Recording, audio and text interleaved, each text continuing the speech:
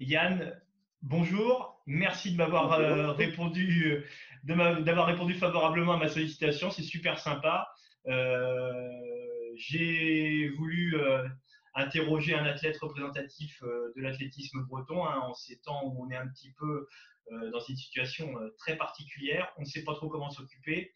Je sais que les athlètes, tels que je peux les suivre à droite à gauche sur les différents réseaux sociaux, font comme si, c'est-à-dire ils s'entraînent, ils occupent le temps, tu fais partie de ces athlètes-là. Yann Moisan, pourquoi? Pourquoi? Parce que Yann Moisan, à mon sens, c'est un des athlètes bretons qui, en ce début d'année 2020, en ce début de saison, malheureusement, ça risque aussi de faire office en même temps de début et d'une bonne partie de la saison. Hein. Tu as eu la chance d'aller jusqu'au France Elite. Les athlètes qui font Ouais. du cross n'ont pas eu cette chance-là. Hein. Ça s'est joué à une semaine près. C'était chaud. Ouais. Donc Yann, rapidement, on va planter le décor. Yann, tu es licencié à l'AC Brétilien, tu as 27 Ouais. ans. Sans entrer Ouais. trop dans les détails pour le moment, puisqu'on va explorer toute ta personnalité, mais qu'est-ce que tu peux rajouter pour un petit peu présenter qui tu es, en plus d'être un athlète? Ben, je dessine comme métier et je fais beaucoup de sport. Tu fais Voilà, beaucoup de c'est sport. sans rentrer dans les détails, c'est à peu près moi. Voilà, c'est ça. Dessin Donc et beaucoup de sport. voilà, et tu vis à Rennes, c'est ça? Ouais. Très bien.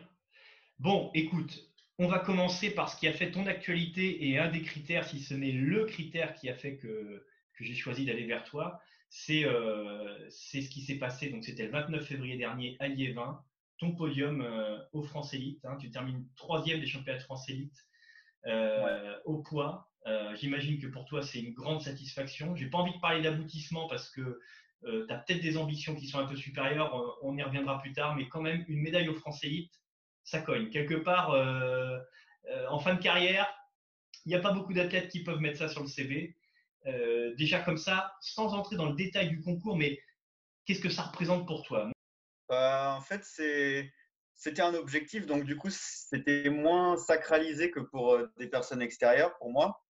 C'était plus une suite logique, parce que sur tout le long de ma progression, en fait, c'est venu logiquement, en fait. Alors c'est Au venu début, c'était logiquement. c'était pas du tout dans ma tête. Ça n'a jamais été dans ma tête de faire une médaille aux élites, mais au fur et à mesure de mon entraînement et des années de travail, ben, les performances montaient, et puis c'est devenu plus un rêve et plus un objectif. Et donc, quand ça se réalise, c'est l'objectif qui se réalise et c'est, c'est, c'est juste une satisfaction personnelle, mais ça fait pas, enfin, c'est pas extraordinaire en soi pour moi dans les objectifs que j'ai après dans la suite, quoi. C'est plus une étape pour une autre étape, pour une autre étape, pour une autre Donc, étape. C'est c'est, plus après, quand je pense que j'aurai fini, que je regarderai tout ça de loin, quoi. Donc, tu as un discours extrêmement ambitieux, extrêmement offensif. Hein. C'est quelque chose, tu as un plan de carrière, et je pense qu'on va y revenir un petit peu plus tard, mais tu as une progression, tu as un fil conducteur à ta carrière. Enfin, c'est là où on voit que tu es un athlète un petit peu, qui a déjà un petit peu de bouteille, tu as 27 ans, tu n'es pas un espoir, tu n'es pas un senior qui vient d'entrer chez les seniors. Tu abordes les choses avec du recul, et du coup, tu prends les choses, mais j'ai l'impression, j'avais eu l'occasion de te féliciter rapidement après ta médaille et je t'avais dit le travail paie et tu m'as répondu avec un seul mot, toujours. Ouais, bah oui, oui, oui, c'est vrai, hein. C'est pas forcément tout, enfin, c'est pas que les qualités de l'athlète qui est extraordinaire et du coup, hop, ça marche. Non, c'est travail, travail, travail, travail. Et un jour, tu te rends compte qu'en fait, les choses que tu as rêvé, ben, tu peux les réaliser, quoi. Ouais. Et donc effectivement, donc tu me parles d'un aboutissement logique, quelque chose que tu attendais quelque part, tu savais pas forcément quand ça allait venir, mais tu l'attendais. Tu avais vraiment ça, tu te dis, il faut qu'un jour j'arrive à ce niveau-là.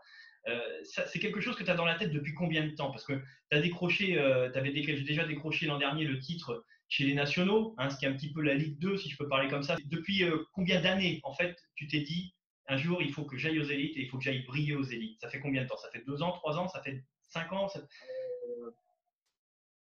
En fait, c'est plus, ça doit faire vraiment depuis l'année dernière que je me dis que je vais le faire.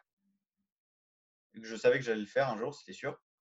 Mais après, de là, ça vient plus progressivement. C'est pas, je me mets cet objectif, enfin, c'est quand je sens qu'il est vraiment accessible que je me dis, là, c'est sûr, je vais le faire. Là, c'est bon, c'est l'objectif. Et je vais le faire. Bon, Mais avant, les années d'avant, c'était bah, si je me qualifie aux élites, et puis après, finaliste, et après bon, on voit. Et au fur et à mesure, bah, c'est arrivé que l'année dernière, l'été dernier, j'ai fait quatrième. Dommage. Et du coup, ben, cet hiver-là, ça a payé, quoi. ouais. Bon, t'arrivais, en plus, il fallait gérer une position, peut-être, c'était la première fois où tu arrivais dans cette position-là, c'est-à-dire qu'au bilan, tu étais là, quoi. T'arrivais pour jouer le podium, t'arrivais pas pour faire cinquième, quoi. Au Ouais, bilan, mais tu devais c'est gérer quand même ça en plus, quoi. une position que j'avais là, c'est une position que j'arrive bien à gérer parce qu'elle est plus facile pour moi. C'est que je suis un peu extérieur. En fait, on me regarde pas trop. Moi, devant, il y a Frédéric Dager, Antoine Duponchel. Ils sont intouchables. Et moi, j'existe pas trop. Et du coup, ça me plaît parce que moi, j'arrive, je suis en forme, je suis prêt et hop, personne ne fait attention, mais moi, je fais mon truc et je fais la perf. Enfin, c'est plus de l'extérieur, des gens extérieurs au lancer. Parce que dans le lancer, en soi, ça ne me dérange pas d'être le leader ou quoi que ce soit. Mais après, c'est même à l'entraînement, quand avant la compète, on vient de voir et on fait ah, bah là, c'est sûr, tu vas faire médaille à telle perf ou tu vas faire telle perf, c'est sûr, c'est facile, c'est les doigts dans le Ouais, nez. Alors qu'en fait, c'est jamais les doigts dans le nez. Même Frédéric Dager, on ne sait jamais. C'est ouais, ouais. arriver, faire une contre-perf, même s'il est largement au-dessus, Antoine, il peut quand même faire une perf lui, et Fred est un peu en dessous et hop, Ouais. Et ça passe à côté. sur un Quoi. lancer, il y a les planètes qui s'alignent et puis tu fais Voilà. le jet que tu ne feras plus jamais, mais c'était le jour. Ouais, tout peut arriver. Et en plus, et là je dois faire un petit mea culpa, nous en tant qu'animateurs des compétitions, parfois on se dit bah, le type il est en forme, il a performé, il est là, et puis il peut y avoir un record à proximité, un record régional à proximité, et puis à ce moment-là on arrive, on vient vous coller la pression. Alors que voilà, c'est les attentes des gens qui ne sont pas forcément spécialistes. On a juste vu que tu n'étais pas trop loin de la marque et en fait, on ne se rend pas compte du contexte.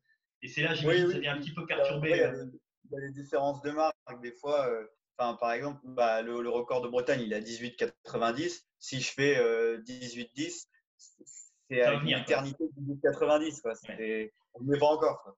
Oui, et pourtant, les mecs comme moi vont venir en te disant c'est bon, tu as franchi les 18, prochaine étape, le record de Ah ouais. Bretagne. Alors que, Oui. voilà, c'est ce que tu me dis. Enfin, Non, il y en a un gros, la move. prochaine étape, ça peut être ça, mais sur le concours, sauf si vraiment, Ouais. je sais pas, touché par un don du ciel, ça n'arrivera pas. Quoi.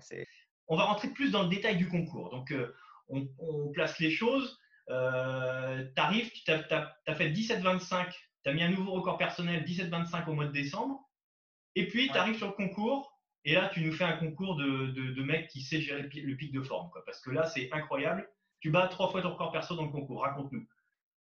Ok, bah déjà, j'ai commencé par rapport à l'année dernière, j'ai pris 20 kilos parce que j'ai changé ma diète. Je mangeais comme quelqu'un de normal, 3 repas par jour, et là, je suis passé à 6 à 7 repas par jour. Du coup, j'ai mangé comme un lanceur, j'ai pris de la masse, j'ai pris du gras aussi, bon, mais ça fait lancer loin. Et donc, ben, mes performances, forcément, elles ont monté. Et après, sur la saison, je suis arrivé à ma première compète où j'ai fait 17-25. Et c'était pas mon meilleur jet de la compète, mais j'ai mordu les autres. Et c'était normal, en fait. Et après, le reste de ma saison, elle paraît bizarre parce que 2 semaines après, je fais 16,74 ou un truc comme ça. Ouais. Et c'était un concours complètement raté. Bon, après, en fait, je m'entraînais, donc du coup, j'étais fatigué à la compète, mais c'est comme ça. Après, j'ai une pubalgie qui s'est réveillée. J'ai continué à m'entraîner dessus, ce qui était une très grosse erreur. Et donc, ça m'a empêché totalement de lancer. Et la compète que je fais après, je fais 15 mètres 02, sauf que j'ai lancé sans élan du coup. Et après, pendant plus d'un mois et demi, j'ai pas lancé avant les élites. Je pouvais pas lancer en élan complet. Je pouvais faire que des sans élan et me préparer physiquement en muscu et autres. Et donc, je suis arrivé en fait avec là, j'ai fait un pic de forme comme d'habitude, sauf que j'avais aucun repère dans le plateau pour lancer. Et donc, je savais que j'étais en forme, mais je savais pas comment j'allais lancer. Mon échauffement a bien prouvé le truc. Sans élan, je fais un échauffement monstrueux, comme logique, parce que j'avais lancé sans élan pendant toute la saison. Mhm. Et j'arrive avec élan, je fais un premier jet à 16,50 à l'échauffement, deuxième que je rate, qui doit tomber à 15 et quelques, et troisième que je rate complètement, où je me tords le doigt et je fais 15. Donc là, je me dis, oula, Après, il y a la présentation. Premier jet du concours, je me dis, tu te places, tu tapes dedans, 17-20. Donc là, c'est bon. Là, je me dis, tu es en forme. C'est sûr, ça va partir. Tu n'as rien à faire. Si tu tapes dedans, ça part. Et après, deuxième jet, j'ai fait 17-06. Mais là, c'est parce que j'ai voulu faire des choses techniques, du coup, en me disant, bah, tu as du jus, essaie de faire ce que tu sais faire. Mais bah, je ne savais plus le faire, forcément. Du coup, c'est un peu parti en sucette, mais je tombe quand même à 17. Donc là, je me dis, c'est pas possible. Je fais rien, il se passe rien, je fais quand même 17. Et là, au deuxième jet, il y a Romain Gotland qui me passe devant parce que j'étais troisième à ce moment-là dans le concours. Et Romain Gotland fait 17 mètres 30. Donc, Ouais. il me passe devant de 10 cm. Et donc, au troisième jet, là, j'essaie juste de me placer, de juste taper un peu plus fort dans le poids. Je fais 17,47. Donc, je suis content, je bats mon Nouveau record. record personnel. Voilà, je crie, je suis tout excité. C'était peut-être une petite erreur parce que du coup, au niveau nerveux, quand tu cries et que tu t'excites à mort, tu perds vraiment beaucoup de jus. Donc, quatrième essai, forcément, bah, je commence à être cuit, mais je me suis jamais assis en plus du concours parce que trop d'intensité. Je fais 16 mètres 80. Là, je commence à sentir. Puis en plus, je sens ma pubalgie qui se réveille. Là, je vais voir mon coach Pascal et je fais ouf, ça, c'est pas bon signe, ça. Et lui, il me dit, place-toi et lance, tu vas voir. Et surtout, assieds-toi. Parce que je me suis posé, du coup, je me suis assis pendant entre le 4 et le 5, je me suis assis tout du long pendant au moins 10 minutes. Et quand je me suis relevé, je fais mon cinquième essai où vraiment, je suis très, très bien placé, sauf que je le pousse avec le coude un peu en dessous et du coup, je rate un peu la finale de l'éjection et il tombe à 17,48. Donc là, je me dis que bon, il y a quelque chose à faire, c'était sûr. Et bah, après, sur le dernier, du coup, j'étais dans l'état d'esprit où tous les autres concurrents, en plus, tout le monde a été présent sur ce concours. Donc, c'était un super concours. Tous les concurrents qui avaient fait des perfs à 17 mètres ou proches de 17 mètres cette saison ont lancé à 17 mètres aux élites. Donc, 5 personnes à 17 mètres, plus de 17 mètres et 18 et 19 aux élites, c'est quand même pas souvent. C'était un super concours. Et donc, j'étais dans l'état d'esprit au cinquième essai de me dire, s'il y en a un qui me passe devant, de toute manière, je me laisserai pas battre. C'est impossible. Bon, personne ne m'est passé devant, mais sur le dernier essai, j'ai fait ce que je savais faire. J'ai juste relâché mon haut du corps à l'arrivée en finale. Et du coup, ça m'a laissé un temps d'étirement plus long que je n'avais pas eu sur les autres jets. Et le poids est parti. Et puis, quand je l'ai senti partir, j'ai su qu'il partait loin. Je ne savais pas à combien, mais je savais qu'il était parti. Donc, je l'ai regardé. Il est tombé, j'ai crié. 7,48 pour l'instant, Yann Moison.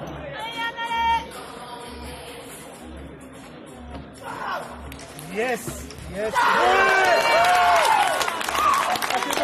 Donc là, on a vécu comme si on y était avec quelques petites remarques techniques qui nous permettent de glisser tranquillement vers ce qui sera peut-être le cœur de notre entretien, c'est l'entraînement du lanceur de poids, les qualités requises pour montrer. Alors, tu as abordé l'aspect, enfin, un changement chez toi qui est assez important puisque tu nous annonces une prise de masse de 20 kg l'espace d'un an, donc c'est pas anodin. Mais je voudrais pas qu'on s'arrête à ça parce que déjà tu nous as évoqué quelques aspects techniques qui montrent que c'est pas juste au plus costaud, c'est pas juste celui qui est capable de soulever plus de fonte qui va être capable de lancer le poids le plus loin. Alors, je vois qu'on va peut-être commencer par là quand même, parce que évidemment qu'un garçon comme moi qui fait 60 kg tout mouillé, même avec la meilleure technique du monde, même avec une vitesse extraordinaire, j'irai difficilement, même 10 mètres, je pense que c'est difficilement envisageable. Mais quand même, bon, on voit que ce qui est représentatif, ce qui fait le cœur de le cœur, je sais pas, je m'avance beaucoup. Ce à quoi le lanceur de poids ce à côté de quoi le lanceur de poids ne passera pas, c'est les séances de force, de levée d'haltère. Voilà. Alors, est-ce que tu peux nous donner des indications qui permettent de visualiser, de se rendre compte de ce que tu soulèves à l'entraînement, sans vouloir impressionner, mais quand même pour se rendre compte de ce que tu soulèves, alors en répétition ou alors en intensité max où tu fais qu'une fois ou deux parce que tu es au taquet? Bah, je vais donner en une rep, comme ça c'est bien précis. Alors, on va commencer par là où je suis le meilleur.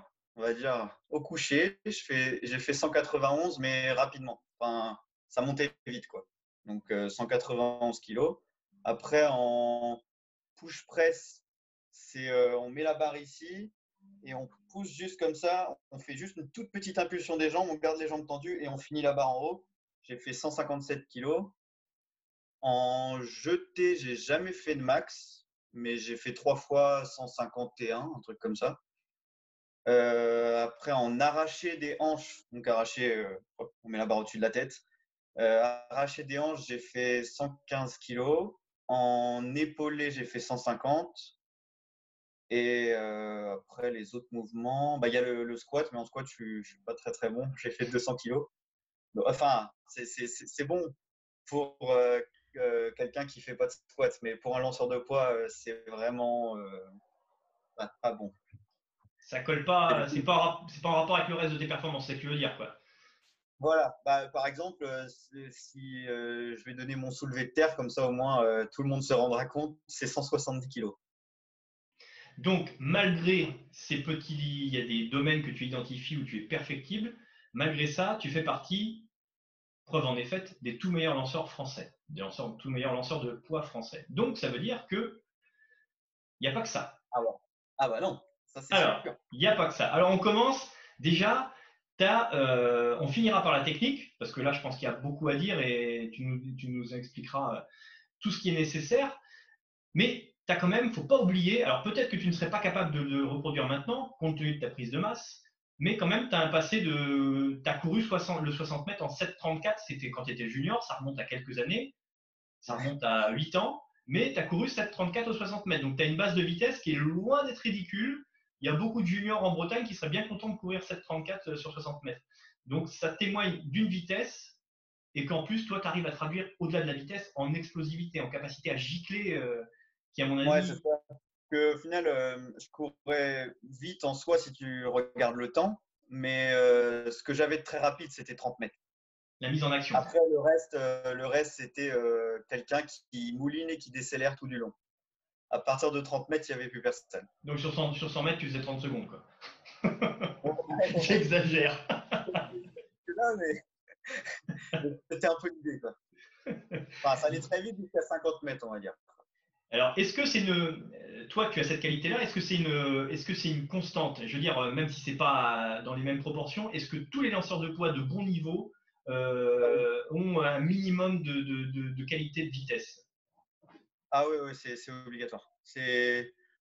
Enfin, après, là, on ne parle pas forcément d'un lanceur qui fait, on va dire, jusqu'à 17 mètres.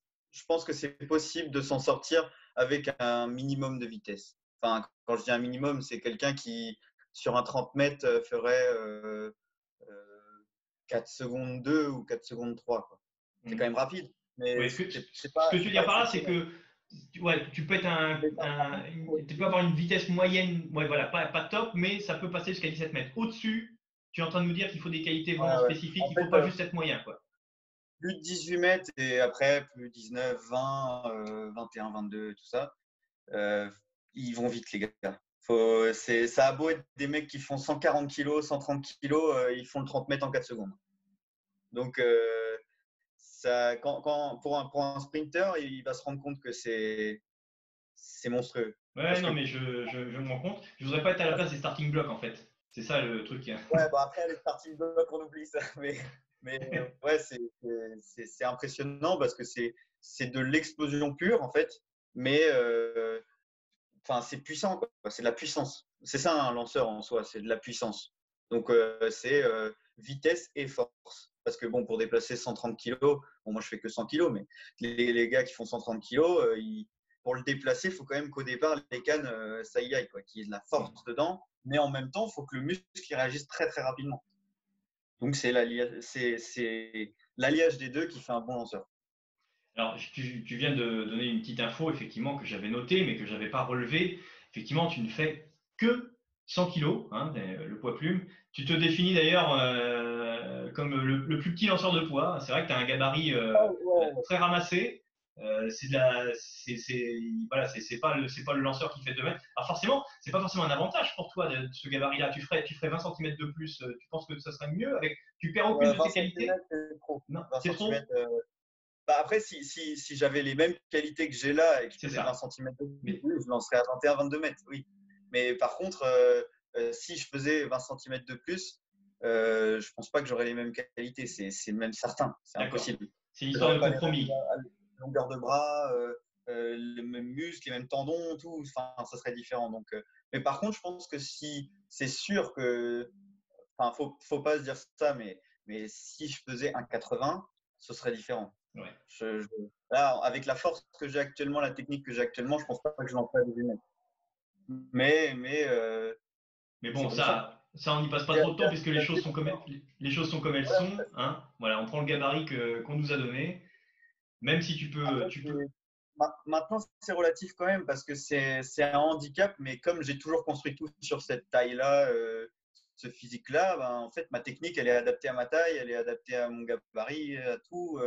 Donc, en soi, je lance peut-être loin parce que je fais 1m71. Effectivement, tu as raison, tu as bien retourné le truc. Parfait. Donc, on a évoqué la force, la vitesse, l'explosivité, et il reste évidemment ce qui différencie un bourrin d'un lanceur, la technique. Ah Alors, oui, oui. parce qu'en Bah, plus, vu l'intensité qu'on met dans ces lancers-là, moi j'ai vaguement lancé le javelot et le disque, on peut se faire mal. Si on le fait pas bien, on peut se faire mal assez rapidement. ouais, ouais, c'est sûr. Bah, c'est pas léger, hein. 7 C'est pas kilos. léger, voilà. Pas- Alors, donne-nous c'est léger. les quelques clés, les points clés qu'il est important de connaître pour celui qui débute le poids. Je ne vais pas aller sur les processus d'optimisation fine. J'imagine que tu répètes les gestes au millimètre près, l'emplacement du coude, tout doit être calculé, répété 1000 fois, mais les bases de la technique du lanceur de poids. Bah, les bases, déjà, c'est placer le poids, hein. Faut le mettre dans le cou, faut le coller au cou et faut l'avoir sur le bout de la paume, juste là, là. Hop. Et il est là, comme ça. Et après, bah, il faut le sentir. Il faut commencer par d'abord, plus que penser à la technique, il faut d'abord connaître l'engin. Donc, plutôt que de commencer par faire des élans complets ou tourner ou n'importe quoi, déjà, faire juste des éjections de poids pour sentir le côté élastique de l'avant-bras, des doigts. C'est un peu comme un sprinter qui ne va pas partir et faire un 30 mètres pleine balle. Il va d'abord faire des gammes de pieds, de travail. Bah, pour un lanceur, le mollet, c'est ça. C'est l'avant-bras. Parce que c'est là où il y a la fin, l'éjection et la dernière poussée. Donc, il faut commencer par ça. Après, le sans élan, donc bien se placer, pied sur le poids de corps sur la jambe arrière, transférer le poids de corps sur l'autre jambe pour pousser dedans après. Puis après, bah, il y a l'élan. Donc, dans l'élan, ce qui est important, c'est avoir en rotation. Hein. Je ne parle pas de translation, c'est le passé. C'est le passé, effectivement, on en voit moins en moins. Il y a encore David, je parle pas. Oui. Donc, faut aller loin avec la jambe libre, revenir vite au centre, donc le pied de pivot, et aller chercher avec l'autre pied dans un autre arc de cercle qui se crée légèrement, le butoir, et après taper dedans. Voilà. C'est un peu compliqué à visualiser quand j'explique Non, comme mais ça. en fait, l'objectif, c'est de créer de la vitesse angulaire, en fait. C'est d'aller très très vite, d'avoir une vitesse de rotation Voilà, élevée. c'est Donc, une accélération constante. c'est ça. Le poids, il part et il doit jamais s'arrêter d'accélérer. Il ne doit pas y avoir de temps d'arrêt, il ne doit pas y avoir de temps mort. Il part de vitesse zéro et il doit accélérer, accélérer, accélérer, accélérer et il s'envole. Alors, cette technique-là, donc j'imagine que c'est tellement précis, il y a tellement, comme tu viens d'expliquer, c'est difficile à visualiser. Ça doit s'inscrire dans le cerveau. J'imagine que c'est des centaines, des milliers de répétitions du geste qui font que ça finit par s'inscrire et que ça devient naturel. Mais pour que ça le devienne, ce sont des heures et des heures, des dizaines d'heures d'entraînement, parfois ingrats. J'imagine que répéter un geste comme ça encore et encore, je sais que tu es passionné et que tous ceux qui font ce sport-là sont passionnés. Pour autant, c'est fastidieux. Ça peut le devenir Ah dans ouais, tous les cas. bah ouais, c'est répétitif. Après, en poids, je pense que par rapport aux autres disciplines, on a quand même l'avantage de pouvoir lancer souvent. On va moins subir une séance technique qu'un sprinter ou un sauteur. Quand je vois par exemple Solène, Jiquel ou Clément s'entraîner, ou Marine, je les vois faire une séance de hauteur. Vu l'intensité qu'ils mettent dans leur séance, ils ne peuvent pas refaire une séance le lendemain et refaire une séance le lendemain. Nous, en lanceur, on peut lancer tous les jours. Par exemple, moi, depuis un an, là, je lançais tous les jours jusqu'au vendredi soir. Mhm. Le problème, c'est que je lançais trop et je mettais trop d'intensité parce que j'étais un petit peu con. Ouais. Mais, mais en soi, le lanceur, son avantage, c'est qu'il peut répéter le geste. Et surtout, c'est un avantage il faut s'en servir. Si tu veux lancer loin, il faut lancer tout le temps. Répéter, répéter, répéter. Parce que le lancer, c'est pas naturel. Le mouvement n'est pas Ouais. naturel. C'est pas comme courir. Courir, c'est naturel. Lancer, tu fais des choses qui ton corps, il n'a jamais fait. Il comprend pas. Donc, c'est un mouvement à apprendre, c'est des sensations à sentir et à apprendre à ton corps. Et après, il faut les répéter, les répéter, les répéter, avoir les bonnes positions, les bonnes postures tout le temps pour sentir les choses. Et beaucoup, y a pas que le lancer en soi, lancer physiquement, il y a aussi la visualisation qui est vachement importante, qui aide beaucoup. Ouais. Visualiser avant ou après une séance ou les vidéos. Par exemple, depuis que j'ai commencé le poids, je pense qu'il n'y a pas un jour où je n'ai pas regardé une vidéo de poids. Tous les jours, depuis que j'ai commencé le poids, depuis que j'ai 16-17 ans, tous les jours, j'ai regardé au moins une vidéo de poids. Ça, Pour, c'est la passion, quoi. naturellement, au début, c'était parce que je voulais apprendre et voir des trucs. Et puis maintenant, c'est devenu, c'est naturel. Il faut que je regarde, comme ça, je vois des petits détails. Et plus j'avance, plus je vois des petits détails. Je rentre dans le détail, je rentre dans le détail pour devenir de plus en plus spécialiste, quoi. Ça fait Et c'est partie ça du, ça fait partie du haut niveau, je pense. Je pense que ce que tu viens d'évoquer là, c'est une constante chez les athlètes de haut niveau qui atteignent un certain niveau. C'est la recherche de la perfection, de l'optimisation constante. Et pour ça, il faut être vraiment passionné par ce qu'on fait pour pouvoir, comme tu le fais, comme tu viens de l'évoquer, consacrer chaque jour du temps à aller chercher le meilleur geste auprès des meilleurs athlètes de la discipline. La passion, c'est indispensable. Ouais, ouais, c'est sûr. C'est la passion. Et il y a un côté aussi, l'envie d'apprendre. Parce que quand tu fais une discipline, que tu fais un truc, tu as quand même envie de te sentir à l'aise dans la discipline, d'être pas forcément bon en soi. Parce que quelqu'un qui lance pas à 16, 17, 18 mètres, qui fait, disons, 10 mètres, 11 mètres, s'il a une bonne technique, qu'il a une bonne sensation de l'engin, le plaisir, c'est le C'est même. ça. C'est la sensation de l'engin, des étirements quand le poids quitte la main, tout ça. Et plus tu maîtrises la chose, plus ça devient facile et plus c'est plaisant. Moins il y a de barrières qui t'empêchent de prendre du plaisir. Donc c'est pour ça, c'est aussi la recherche pour avoir encore plus de plaisir et plus maîtriser, quoi.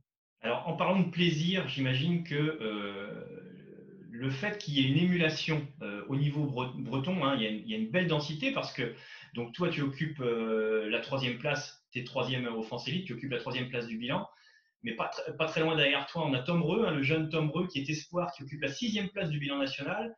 Et un tout petit peu plus loin, mais à peine, on a Armand, hein, Armand Truel. Donc, j'ai cité les clubs parce que c'est important, hein, Tom Reux, Athlétique Côte d'Emeraude, et Armand Truel, Haute-Bretagne Athlétisme. Armand, lui, il occupe la 19e place au bilan.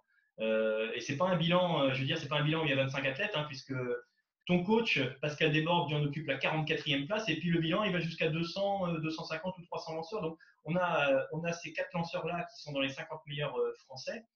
Et on a même un tout petit peu plus loin, mais c'est pas sa spécialité, et pour cause, on a même Maxence P4 qui n'est pas si loin que ça. Donc, il y a une belle émulation, et là aussi, tu parlais de plaisir à l'instant, et j'imagine que la capacité, alors je ne sais pas si tu partages beaucoup d'entraînement avec Tom Reux, mais je sais que tu es assez proche d'Armand Truel, avec qui je te vois régulièrement échanger pendant les compétitions, et Pascal Desbordes par la force des choses, puisque c'est le coach, et tu me disais quand on a préparé cet entretien que tu partages également régulièrement des séances avec Maxence P4. Est-ce que là Ouais. aussi, le fait d'être entouré d'athlètes d'un niveau, j'allais dire correct, mais ce serait une insulte, d'un excellent niveau, d'avoir une belle densité de niveau dans le coin, est-ce que c'est encore un plus et c'est encore un générateur de plaisir dans la préparation? Euh, pour moi, personnellement, non, pas trop, parce que en fait, moi, pour que j'ai du plaisir, que ça me donne vraiment l'envie de me dépasser, il faut que la personne soit meilleure que moi, vraiment meilleure. Par exemple, là, en ce moment, du coup, il n'y a plus qu'Antoine et Fred Ouais. qui un peu, qui me donnent envie de battre des records et tout ça. Et du coup, depuis toujours, j'ai toujours plutôt été dans en fait, ce que j'aime, c'est me faire mal à l'entraînement. et j'y vais. Et du coup, c'est là mon plaisir. Moi, je préfère l'entraînement que la compète. La seule compète qui m'intéresse, c'est les élites. C'est tout. D'accord. Donc en ce moment, Mais par contre, ce que je pense que dans cette dynamique-là, c'est hyper bien parce que déjà, bah, ça met du visuel sur les lancers, c'est cool. Et il y a un côté où euh, on peut partager. Moi, j'aime bien parler avec Tom dès que j'ai l'occasion. Avec Maxence, bah, je partage des séances, je donne des conseils. Pascal, mon coach aussi. Je parle à Philippe. Enfin, ça amène un côté beaucoup plus plaisant à la séance, avec de la rigolade et tout ça. Et quand il faut s'entraîner, on s'entraîne. Et ouais. avec Armand, je pense que Armand, c'est bien pour lui parce que ça l'aide vraiment d'avoir quelqu'un comme moi devant. C'est hyper productif parce que tu peux pas trop lâcher en fait. Quand tu t'entraînes, tu peux pas te dire oh, aujourd'hui je vais aller moins dur en séance, je vais moins lancer. En plus, moi, comme je m'en mets toujours plein dans la tronche et que je m'en rajoute et tout ça, bah, du coup, il peut pas se dire oh, je vais moins faire alors qu'il est déjà derrière.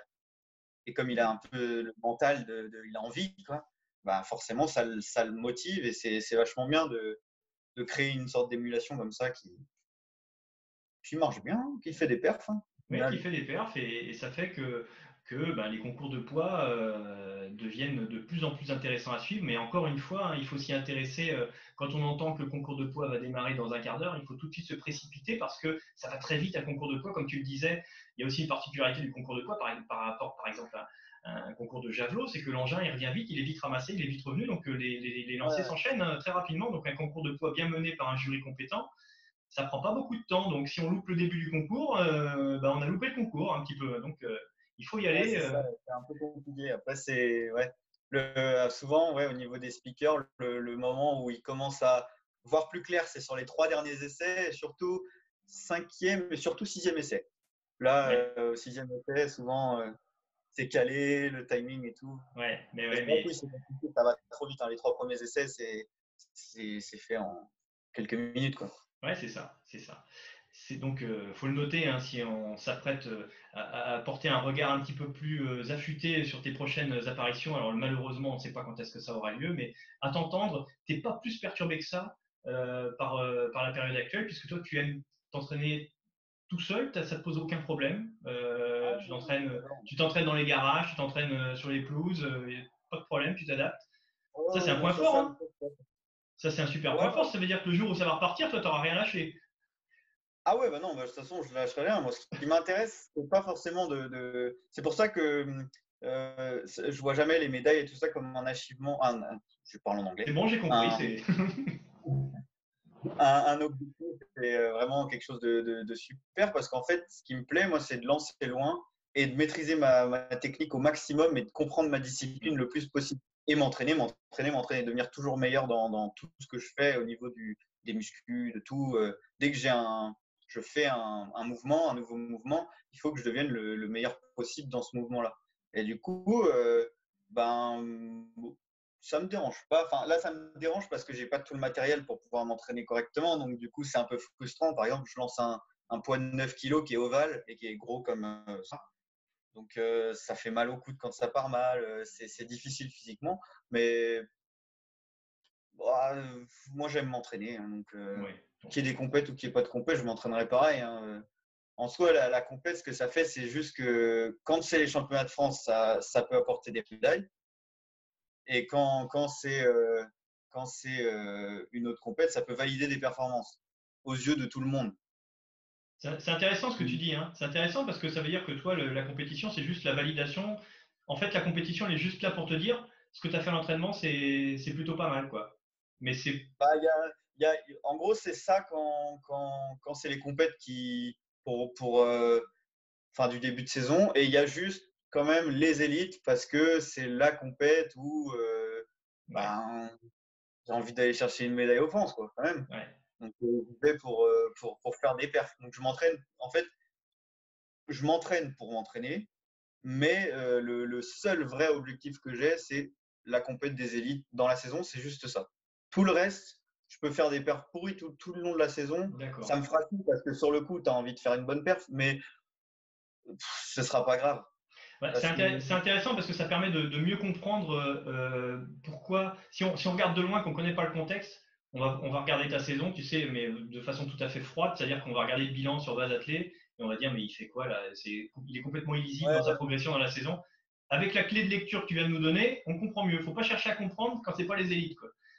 Il n'y a que aux ouais, c'est élites ça. que c'est ça, c'est Bah, ça. je me prépare que pour ça, hein, parce qu'en fait, toute ma saison, c'est beaucoup d'entraînement. Un dernier mot pour terminer sur la partie entraînement et qualité requise.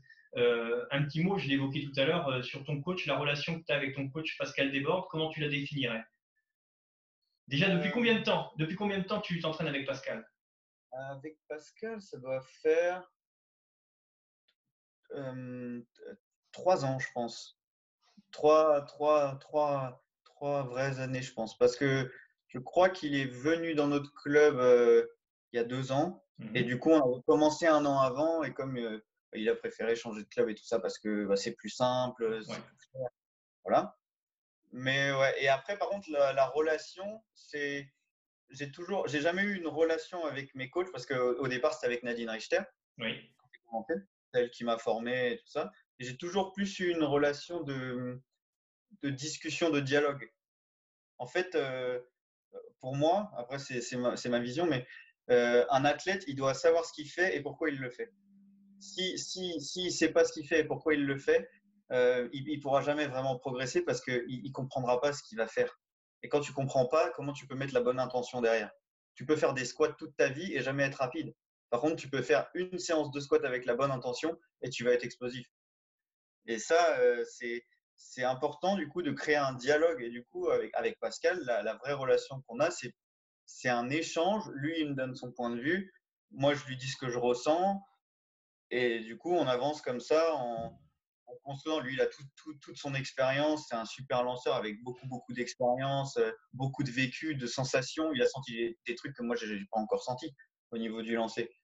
Et du coup, il me donne son point de vue, sa vision. Et ce qui est bien avec Pascal, c'est qu'il a vécu le haut niveau aussi. Donc, du coup, il sait, il voit un peu les doutes dans lesquels tu peux être à certains moments de ta préparation, les moments où il faut vraiment se rentrer dedans, les trucs. Il voit tout ça. Donc, du coup, c'est parfait, quoi. C'est plus une sorte de petite touche au bon moment qui fait que c'est un bon coach et que du coup, ça marche bien, quoi. En tous les cas, les performances sont là pour le valider. Et on parle de Pascal, et c'est intéressant, ça va me permettre d'enchaîner avec là où je voulais t'emmener par la suite. Euh, c'est alors quelque chose où tu vas devoir te mouiller ou pas, c'est toi qui vois. C'est quelles sont tes ambitions à moyen terme. Alors pourquoi je pars de Pascal pour revenir à tes ambitions? Pascal, sans vouloir lui faire offense, il a 50 ans bien tassé, même un petit peu plus de 50 ans, hein, il est de 66, vous faites le calcul, et il lance toujours à 14 mètres, hein, un petit peu plus de 14 mètres, donc c'est un super lanceur. J'ai vu en allant regarder la finale des Français Hit que tu as Jean-Luc Mastromoro de Bordeaux, il a presque Ah oui, 50 voilà. balais, et il lance combien aux Français Hit? 17-22. Oui. Alors là où je veux t'emmener, on a compris, c'est que le poids, c'est un sport où on a une maturité qui est peut-être un petit peu plus tardive que dans d'autres disciplines. Et il y a des gens qui ont largement dépassé les 40 ans, ils arrivent à perfer, mais ils n'arrivent pas à perfer au niveau régional, ils arrivent à perfer au plus haut niveau national. Jean-Luc Mastro-Moreau, parce que quand je dis 17 mètres 22, c'est pas comme s'il avait lancé à 21 mètres quand il avait 15 ans, ou enfin 15 ans, quand il avait 22 ou 23 ans. Il est à son niveau quasi max, quoi. Je crois qu'il a un record perso à Ouais. 17,50, quoi.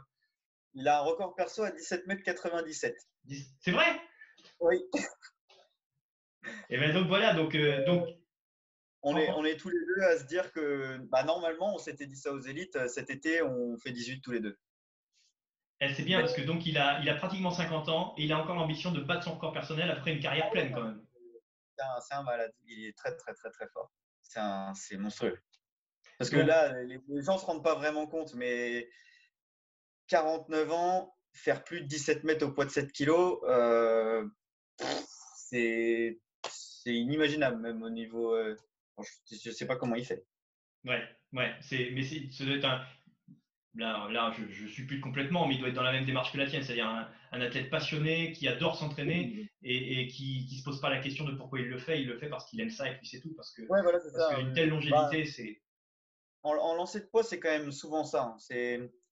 Euh, c'est des gens qui aiment bien la compétition quand il y a de l'opposition et quand tu peux justement faire des perfs et lui prouver que tu as bien travaillé. Mais c'est beaucoup dans le. Comme il y a la muscu qui rentre dedans, on est beaucoup dans le côté.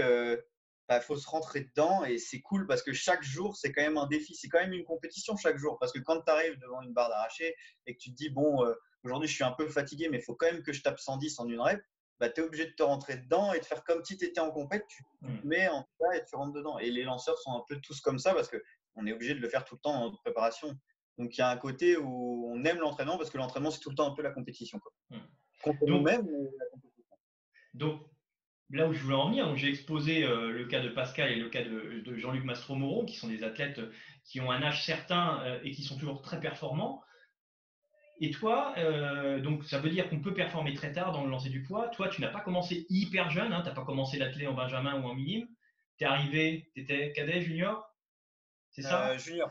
Junior. Junior. Et puis en junior, tu es un honnête, t'es un athlète parmi tant d'autres qui se fait plaisir, mais et puis tu Ouais, arrives ouais, en.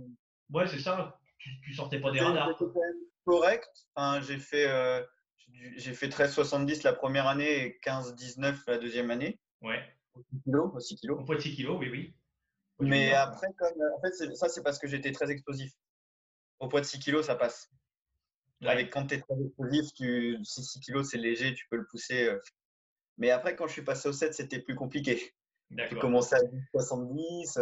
Là, c'était dur. Et tu avais déjà la passion qui est la tienne aujourd'hui ou c'est venu en pratiquant? En fait, la passion pour le poids, pas forcément, mais pour l'entraînement, j'ai toujours eu. Parce que j'ai commencé, je faisais enfin, j'ai d'abord fait du judo, après de la gym. Et la gym, en fait, quand j'étais vraiment tout petit, je devais être au primaire. En fait, j'étais surclassé avec les sixièmes. Donc, ils avaient 3-4 ans de plus que moi. Et en fait, je faisais leurs entraînements. Et je pense que ça m'a un peu forgé un côté, si tu veux les rattraper, il faut travailler. Et après, j'ai fait du foot. Et j'étais gardien et j'étais petit. Et du coup, pour être plus fort que les autres gardiens, je m'entraînais plus. Donc, j'allais m'entraîner tout seul ou des trucs comme ça. Et après, j'ai commencé à faire du sprint et j'allais m'entraîner tout seul dans un champ, à faire des courses de sprint tout seul. Parce que j'aimais pas arriver dans un truc et pas connaître ni maîtriser un peu le truc ou machin. Donc, du coup, la passion de l'entraînement, elle est venue de là. Et après, quand j'ai commencé le poids, je me suis rendu compte que c'était bien, quoi. Enfin, tu lances un objet, enfin, ça correspondait bien à ma personnalité. Tu dois te rentrer dans la tête. L'entraînement, il est dur, il est varié. Il y a plein de choses à faire. Tu peux quasiment tout faire, sauf bon, de l'endurance. Mais c'est un différent type d'endurance, quoi. C'est Ouais, ouais. répéter des séances de muscu. Mais il y a plein de variantes. Et du coup, ça m'a vraiment plu. Et puis, ça a matché. Et après, la passion du lancer en soi, au début, je regardais beaucoup de vidéos pour apprendre et tout ça. Et puis après, plus tu deviens expert, plus la passion, elle augmente parce que tu te rends compte des petits détails. En fait, plus tu es expert, plus la passion est grande parce que tu vois les choses que les autres ne voient pas du tout. Et donc, c'est le petit détail, le petit truc qui devient un petit mouvement de genou, ça peut devenir extraordinaire. Là où où j'essaye de t'emmener, donc éclosion, c'est pas ton éclosion qui est tardive, c'est juste surtout que tu as commencé l'athlète relativement tard. Tu nous as expliqué qu'effectivement, tu as eu un vrai seuil, un vrai passage de seuil entre le poids de 6 kg et le poids de 7 kg parce que d'un seul coup, tu étais freiné, tu avais ta vitesse, mais tu avais l'explosivité, mais tu n'avais pas encore suffisamment la force. Et puis Pas depuis, beaucoup donc de tu. muscu. Ouais, Je ne faisais pas beaucoup de muscu du tout, donc j'étais pas du tout fort. Parce que de base, moi, je suis juste explosif. Je suis un sprinter c'est sauteur. ça. Donc, Et donc, quand t'as pas de force, c'est difficile de lancer un set quand même. donc voilà. Et donc, tu as un premier résultat 2015, championnat de France Espoir en salle, première médaille nationale. Tu arrives, tu es vice-champion de Ouais, France Espoir, c'est ça? Donc là, ouais, c'est ça. c'est ça, 2015, et tu lances déjà 15 mètres 45 à l'époque. Ouais. Comme à l'accoutumée, le 15 mètres 45, il n'est pas fait au championnat départemental, il est fait en finale des Ah non. France. Non? Ouais, non. Cette saison, j'avais fait que 13,80 m avant les France et j'ai fait 15,45 aux France. C'est ça, Et l'année voilà. d'avant, j'avais fait 14,20. Voilà, donc Donc, c'est tout le temps la même logique. C'est la même logique, c'est je suis fort le jour des France. Le reste, c'est juste pour voir où j'en suis. Mais Tu Ouais. prépares que les France. C'est le fil Après, conducteur. la petite différence à cette époque-là, c'est que je faisais mes études à Nantes Ouais. et je faisais des études d'art du coup. Et en fait, dans l'école, c'était très compliqué parce qu'on avait beaucoup d'heures de cours et en même temps beaucoup de travail à faire chez nous. Et ben, l'art, on sait que ça prend du temps. Donc, quand tu dois faire des devoirs pour le lendemain en art, en fait, bah, Ouais, là, tu dors pas, du coup. Tu ouais. oublies la nuit. Et donc, ce qui était compliqué, c'est que je faisais souvent des nuits blanches. J'avais du sommeil à rattraper à mort. Donc, il y C'est pas une avait période certaines facile, périodes quoi. où j'arrivais et Ouais. ouah, ça passait complètement à côté parce que bah, j'étais mort, en fait. Je m'en rendais pas compte à l'époque parce que j'étais jeune et fougueux, mais ça m'a bien tué quand même. Et donc voilà, tu es à 15,45 en 2015 et depuis, tu as une progression relativement linéaire. Tu nous fais un petit plateau entre 2018 et 2019 parce qu'on dit que tu fais 17,25 en 2019, mais tu le fais à la toute fin de 2019. Il s'est passé 18 mois avec une stagnation des perfs inhabituelle chez toi. Et puis bah, il s'est passé ce qui s'est passé là, sur la fin 2019, début 2020. Jusqu'où Jusqu'où ça peut t'emmener, là, cette progression? On sait que tu as du temps devant toi parce qu'on peut progresser longtemps dans cette discipline. Tu montes, pour l'instant, tu as juste un plateau dans ta progression, mais ton plateau, il est expliqué par. Alors, tu as la prise de poids, qui est un acte volontaire de ta part, et en plus, il y a une remise en cause technique ou c'est que la prise de poids, le changement fondamental? En fait, bah, là, je vais parler un peu technique du coup. Avec Pascal, quand j'ai commencé à m'entraîner avec lui, ce que lui, il voyait que j'avais pas et que moi, j'avais jamais senti, c'est des étirements. Et en lancer, les étirements, c'est primordial. Si tu veux lancer loin, il faut avoir des étirements. C'est-à-dire qu'en gros, tu vas avoir du retard sur le poids, il y a la hanche qui va être passée, le poids va être encore un peu loin et ça va mettre une sensation d'étirement dans le pec et dans toute la zone où ça tire et fou, ça va partir de manière élastique. Et ça, je ne l'avais pas du tout. Moi, je lançais à 16 ou 16,50 en posant mes appuis, en explosant dans le poids avec mon explosivité et en faisant un énorme coup de triceps. Et en fait, on a travaillé tout ça en rechangeant mon entrée, en changeant plein de points techniques, plein de trucs. Je ne le sentais pas encore. Là, je commence tout juste à le sentir là maintenant. Mais je ne le sentais pas encore. Et en fait, pendant toute ma saison, j'avais déjà à l'entraînement qu'elle est loin, mais j'étais incapable de le faire en compète. Mais par contre, la régularité de mes jets était meilleure. Par exemple, la saison d'avant, j'avais fait une moyenne peut-être à 16,20, 16,30. Là, c'est la saison de l'année dernière, je devais être à 16,60, 70. Donc, c'est quand même totalement différent. Et puis, il y a eu des jets que j'ai ratés. Au France Elite l'été dernier, je mords de pas grand-chose. J'en jet vers peut-être 50, 60, un peu plus. Donc, je savais que tout était là, en fait, mais, mais c'était pas sorti. Voilà. Bon, donc là, on a les éléments. Donc tu as passé un palier technique, tu as mis tous les atouts de ton côté. Ta progression a repris son cours. Donc tu arrives à frôler les 18 mètres, j'imagine, sans forcément te pousser très fort que c'est le prochain objectif, hein, franchir les 18 mètres. Ouais, on y va. En plus, on sait, tu nous l'as dit tout à l'heure, que tu vas au France Elite, tu exploses ton corps personnel de 72 cm, hein, tu passes de 17,25 à 17,97 en ayant eu à gérer une pubalgie dans le mois qui a précédé. Ouais, ouais, ouais. Donc, il y a la place. Il y a la place. Alors, il y a la place Bah, pour faire quoi? ouais. Il y a la place pour Ouais, faire quoi en termes de performance? Là, tu te vois, c'est quoi? Alors, la performance, l'objectif que tu avoues, c'est quoi? L'objectif que tu avoues. Il y a bah, forcément on va un dire objectif que que tu n'avoues pas, mais celui que tu avoues, c'est quoi? en ce moment, je sais pas trop parce que d'habitude, en fait, l'été dernier, par exemple, avant les élites, bah, souvent j'ai un entraînement le mercredi et le week-end, c'est les élites. Et ce mercredi-là, je suis dans la meilleure forme de ma vie, normalement, et je lance. Et l'année dernière, j'avais fait 18-25 à cet entraînement-là. Donc, je savais que je pouvais faire 18. Je le savais. Bon, je ne l'ai pas fait, mais ça m'avait donné des indices sur le fait que j'en étais capable. Et là, cette année, bah, le problème, c'est que comme je n'ai pas lancé, bah, en fait, je sais que sans élan, l'année dernière, j'avais fait 14,59 sur la super séance de fou où j'avais fait 18,25. Cette année, j'ai fait 15,40. Donc, et sans élan, c'est pas du tout ma qualité. Bon, maintenant, ça commence à devenir. Mais, du coup, je sais pas du tout où ça peut m'emmener. Et donc, je suis totalement dans le flou. Mais on va dire qu'en gros, en objectif métrique, 18 mètres, déjà, il faut les passer. Oui. Après, le second objectif qui va venir, ça va être d'aller chercher le record de Bretagne. Mais en soi, c'est quand même vraiment au-dessus, puisque c'est très proche de 19, quoi. C'est à 18,91. Mm. Et ça, c'est ce que j'ai dans la tête en ce moment, quoi. Ça commence à devenir beaucoup plus clair. Oui. Mais après, c'est toujours, annoncer des objectifs, ça dépend de tellement de facteurs Oui, que. bien sûr. Bien sûr, là-dessus, je pense que toute personne qui a été athlète, qui a préparé des événements, sait combien l'incertitude est là. Mais les objectifs que tu annonces là sont tout à fait légitimes. Enfin, je veux dire, à la limite, on te le reprocherait si tu les avais pas en disant non, le record de Bretagne, c'est 18,90, c'est inaccessible pour moi, je pense que je les aurais jamais. On ne pourrait pas comprendre ça. Tu es obligé, enfin, quelque part, tu es obligé d'assumer ça. Hein. En soi, en fait, je pense que j'en suis capable, c'est sûr même.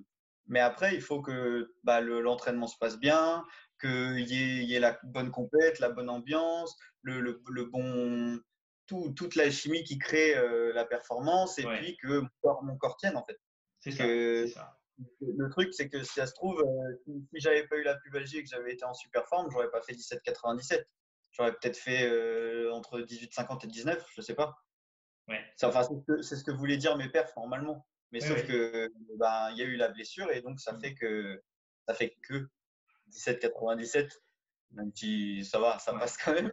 Oui, oui, ça passe quand même, mais oui, oui, mais ça veut dire, là, tu nous dis, dans les pas embêté par mon corps, je peux taper, je peux viser, j'aurais pu envoyer le poids à 18,50, 19. Ça veut dire qu'on laisse passer 2-3 ans, il t'arrive rien de grave, ta progression continue son cours. C'est plus une troisième place aux élites que tu vas viser là.